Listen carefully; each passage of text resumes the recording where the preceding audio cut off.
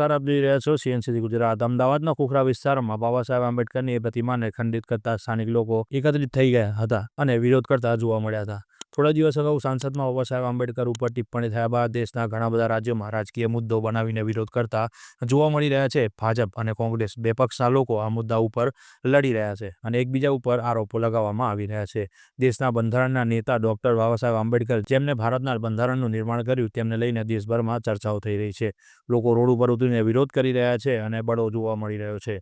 અમદાવાદમાં ખોખરા વિસ્તારમાં હવે બાબા સાહેબની પ્રતિમાને ખંડિત કરતા અમુક અસામાજિક તત્વો દ્વારા આ કૃત્ય કરવામાં આવ્યું છે અને એને લઈને હવે સ્થાનિક લોકો રોષે ભરાયા છે અને રોડ ઉપર ઉતરીને આંદોલન કરવા મજબૂર બન્યા છે। સ્થાનિક લોકોની માંગ છે કે આ કારસ્તાન કરનારાને જલ્દીમાં જલ્દી પોલીસ દ્વારા ધરપકડ કરવામાં આવે અને સજા ફટકારવામાં આવે। આ મુદ્દો રાજકીય માહોલમાં એટલો ગરમાવ્યો છે કે ગુજરાતમાં તો લગભગ દરેક સ્થળો ઉપર વિરોધ કરતા પક્ષના લોકો જોવા મળી રહ્યા છે। સાંસદમાં જે ચર્ચાઓ થવી જોઈએ તે ચર્ચાઓ થઈ નથી રહી અને બીજા મુદ્દા ઉપર વાત કરીને શાંતિભંગ કરવાની કોશિશ થઈ રહી હોય તેવું લાગી રહ્યું છે। બાબા સાહેબ આંબેડકર જે દેશનું બંધારણ ઘડીને દેશ માટે સારી એવી કામગીરી કરી ગયા, પરંતુ એમના ગયા પછી દેશમાં આ બાબતે રાજકીય મુદ્દા એટલા બધા ગરમાયા કે હવે આ મુદ્દા ઉપર રાજકારણ રમાઈ રહ્યું છે। ખોખરા વિસ્તારમાં સ્થાનિક લોકો અને પોલીસ દ્વારા શું કાર્યવાહી કરવામાં આવી તેની વધુ માહિતી આપણે વિડીયોમાં મેળવીએ। જે જયંતિલાલ વકીલની ચાલી આગળ બાબા સાહેબ આંબેડકરની મૂર્તિને જે નુકસાન કરવામાં આવેલું છે તે બાબતે પોલીસ તરફે ફરિયાદ દાખલ કરવામાં આવેલી છે। હાલમાં અજાણ્યા માણસો વિરુદ્ધ ફરિયાદ દાખલ કરવામાં આવેલી છે। અમારા ઝોનની અલગ અલગ ટીમો, ડિસ્ટાફની, એલસીબીની ટીમો લાગેલી છે અને થોડુંક ટૂંક જ સમયમાં આરોપીની ધરપકડ કરવામાં આવશે। આજે કેટલાક અસામાજિક તત્વો દ્વારા આપણા બધાના દેશનું ગૌરવ કહી શકાય અને બંધારણના ઘડવૈયા, જેમણે નવા ભારતને નવું સ્વરૂપ આપ્યું બાબા સાહેબ આંબેડકરની પ્રતિમાનું ખંડન કરવામાં આવ્યું છે। આ ખૂબ જ નિંદનીય અને દુઃખદ ઘટના છે।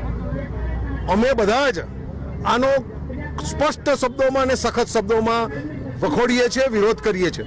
સાથે સાથે સરકારમાં યોગ્ય જગ્યાએ પોલીસ અધિકારીઓ સાથે અમારા બધા પ્રતિનિધિઓની વાત થઈ છે અને તાત્કાલિકપણે જે કોઈ શખ્સો દ્વારા, અસામાજિક તત્વો દ્વારા આ કાર્ય કરવામાં આવ્યું છે તેમને 24 કલાકની અંદર પકડી અને યોગ્ય સજાઓ આપવામાં આવે અને આ જ જગ્યાએ સન્માનપૂર્વક બાબા સાહેબ આંબેડકરના પુતળાનું જે રીતે અહીંના રહીશોની માગણી હશે તે રીતે તે પ્રથાએ આપણે ફરી પ્રસ્થાપિત કરીએ એવી અમે લોકોએ સરકારમાં રજૂઆત કરી છે અને સરકાર પણ આમાં આપણી સાથે છે, પોઝિટિવ છે। હું આપના માધ્યમથી અહીંના નાગરિકોને દાખલો આપું છું કે આ ખાલી વાતો નથી, અમે આપની સાથે છે અને આને માટે અમે પણ આપની સાથે જરૂર પડી તો રસ્તા પર આવીને લડીશું એવી અમારી ખાતરી છે।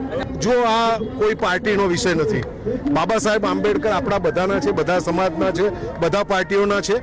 એ લોકોએ જે કંઈ પણ વાત કરી હશે તે ડૉક્ટર બાબા સાહેબ આંબેડકરની તરફેમાં જ કરી હશે અને આપણે બધાએ ભેગા થઈ, બધી પાર્ટીઓ ભેગા થઈને બાબા સાહેબનું સન્માન જળવાય એવા પ્રયત્નો કરવા જોઈએ। આ સમયની અને આ વખતની એ જ માગ છે એવું માનું છું।